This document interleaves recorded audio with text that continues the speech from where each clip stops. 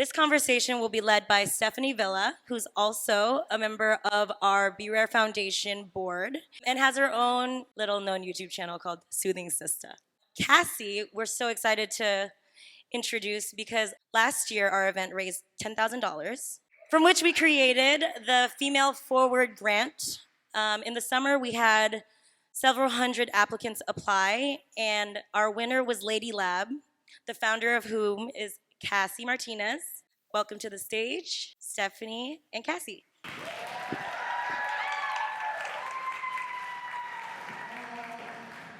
Thank you so much for joining me today, Cassy. Before we get into it, we have a little video to show y'all, just to get a little visualization of what Ladylab is.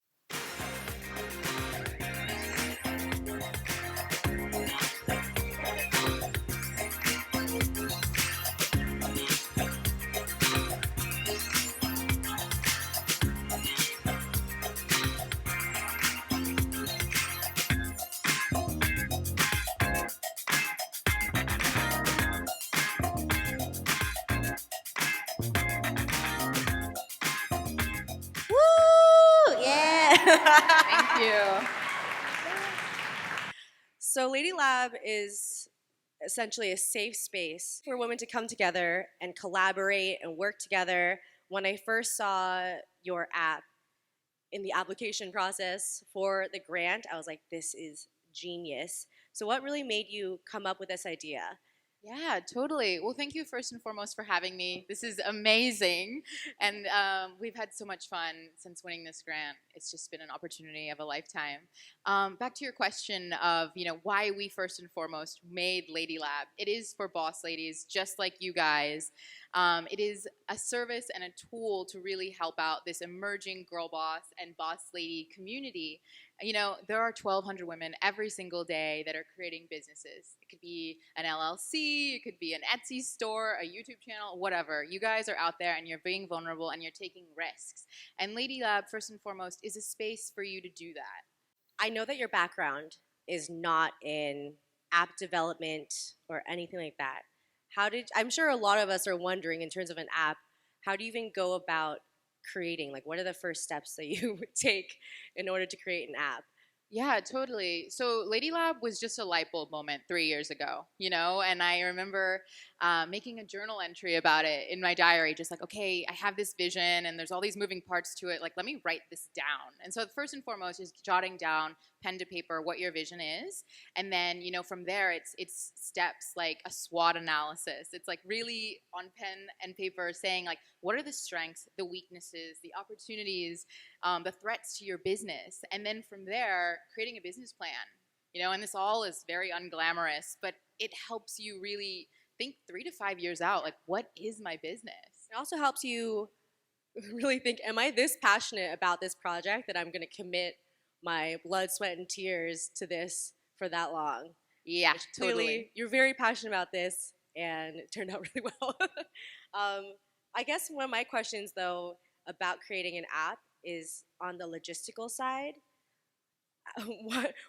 How do you get an app developer? Where do you even look for those kind of things? Yeah, totally. I mean, so step one is just getting really familiar with your business, right? Like, it's like, what is your how and your why? Who is your girl? Who is your demographic that you're going towards? Like for Ladylab, it is a female-only opportunity. It's a female-only environment. So we had to get really familiar with demographically, like, who are we going up against, right?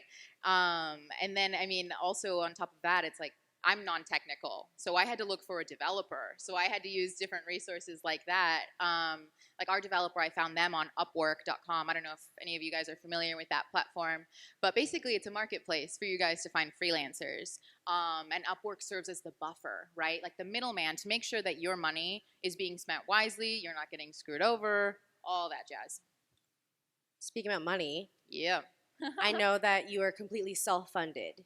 You do not have any investors. This is like all you. What made you decide to do that initially? Yeah, totally. I mean, when I first thought of Ladylab, I thought to myself, I was getting price quotes of like $60,000 just to make this app. And I was like, well, I ain't got that.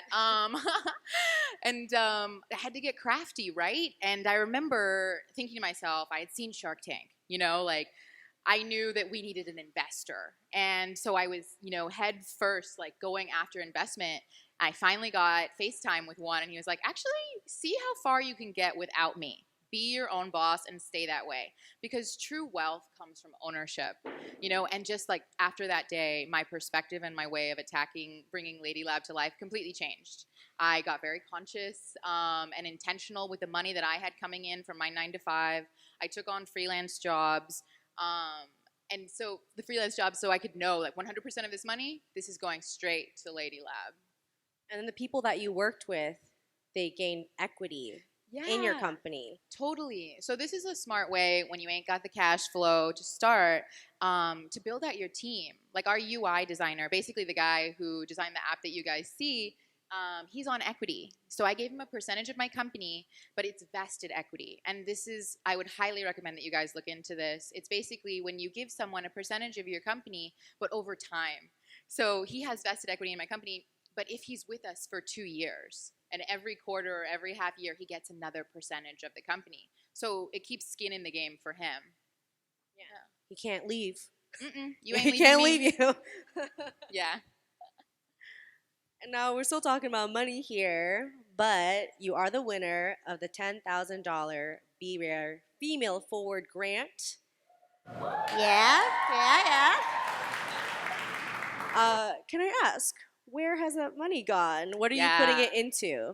Totally. So a big part of the grant was being very upfront with how would you spend this additional $10,000. And so we split it in 3 ways. First and foremost, we're having IRL events in Los Angeles. We had our first one last week. That was so exciting. And then secondly, we're putting the money towards digital marketing. So we're going after our demographic. We're really honing in on user acquisition on Facebook, on Instagram, on Pinterest. Those are the places where our girl is. So we're being very intentional with our money there. And then lastly, a crowdfunding campaign that is set to kick off later this year that is to bring Ladylab to the Android. Yeah, I had no idea that you had to like essentially create 2 whole different apps for iOS and Android. Like these are things that is no clue. Yeah, tell me about it. These are things that you learn over time. Like, I mean, we went iOS first because it was just, we did some research of our demographic here in the US and we're like, okay, well, they are mostly on the iPhone. So we went that route. But Android is really popular worldwide, and we really do believe that every woman on the planet should have access to this free app. Yeah, that's awesome. I know that you were mentioning before when you first started the app, you just started off with your Instagram and you were garnering attention through there. I was just wondering, like, how do you essentially create a buzz around something like this, around an app, when you're just starting off? So you've like almost nothing to really show people at all. Yeah, totally. We joined Instagram like almost actually, I think even more than a year before we were even in the App Store. We started building our community there. We set the vibe, the tone. And it's really important too, like when you're building out your business, for it to have a breathing personality to it. So we really focused on that first.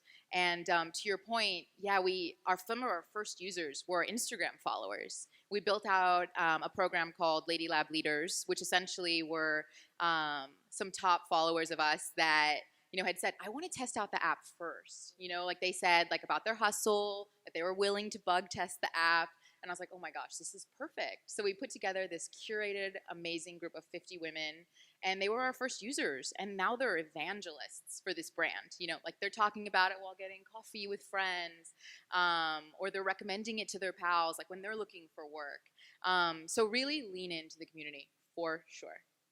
I would say from the start, it's been 3 years, right? Right from when you first had the idea about the app. Do you have any advice from all your trials for people who are trying to start off something like this, who have an idea and just want to see it come to life? Yeah, totally. It has been a long road, and in order to stick with it and keep yourself going through the burnout, I highly recommend being really familiar with like your how, why, and who. Like who is your demographic? Why would they use this app or your business? And then, what were they be using it for? And when you get really familiar with the community that you're serving, and for us, It is entrepreneurial women that are just getting started, that need a resource like this. That keeps us going through the long nights, through the unglamorous side, through getting really familiar. And those are your Ladylab leaders. Heck Who are yeah. like super committed and loyal to your brand, because you not only are creating a community for them, you're reaching out to them personally. They feel like they know you, and in that way, they're committed to you. Totally. And I mean, they were testing the app too. And that's a big, big part of what I would give as advice is like, it's not fun and is very, very vulnerable of a moment to send a link to someone, which you know there are bugs in this app that it will break. But you're sending this link to people and you're saying like, I trust you and I'm going to be vulnerable with you right now. And here it is. Tell me what you think. Like there's literally a box that says, what didn't you like? And I was like, ooh, this is going to be painful, but we did it. Yeah, when you're so passionate about something, but you have to disconnect yourself and not take everything personally. I think Rule when things number are, one. passion projects, you just have to like really disconnect yourself and take people's advice and people's criticisms to heart. Exactly. Yeah. So Ladylab is an app about creating community digitally, but you just had your first in-person event, and obviously we're here at a rare day. Why do you think it is important for us to not only connect online, but also connect in person? Totally. It is a big part of the entrepreneurial experience, putting yourself out there, being vulnerable. And I think even just seeing each other's faces, you're like, I'm not crazy, right? To want to do my own thing. And, you know, first and foremost, we touched on this earlier, but I am non-technical. I am not an app developer by trade. I'm project manager in this scenario. I focus on the marketing and the fun stuff like that to me. And coming to events like this, I meet people who can help me out, you know? And yeah, I mean, for example, everything I learned about the app was through attending events. Like I was on the West Side in Silicon Beach constantly going to free events about, okay, well, how do you build an audience on an app? Like how do you use data to build out an app and stuff like that?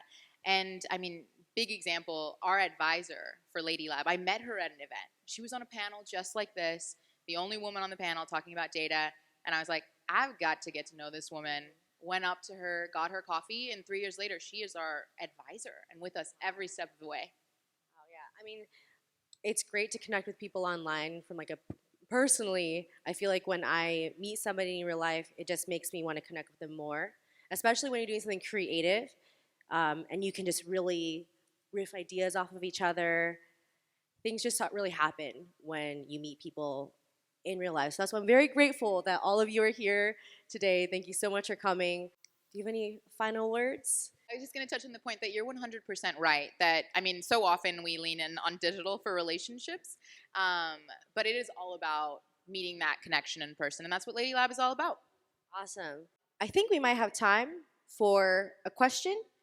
Hi, thank you for creating this platform for us. I guess my biggest question is, were there any success stories so far from your app? Yeah, that's a great question. So honestly, I mean, my profile is on there and it says founder of this company, and I get messages all the time that just like make it worth it, honestly. You know, like recent college grads that are like, thank you for making this app. Like I'm connecting with my potential mentor on here. That's a big part of Ladylab, is connecting you with the right person for the right place in your life. Like you can be a mentor, you can ask for one, you can barter, all sorts of things. So that is what really keeps us going, for sure.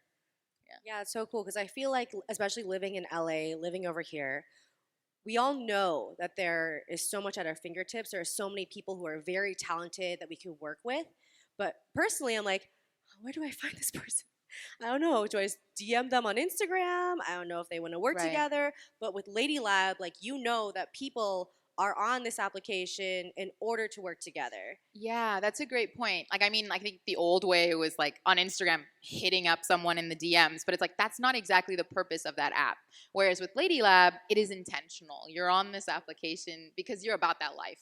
So when people come into your DMs on Ladylab, you're in the right space, in the right zone, and you're boss-minded. Well, thank you so much for coming. No, thank you.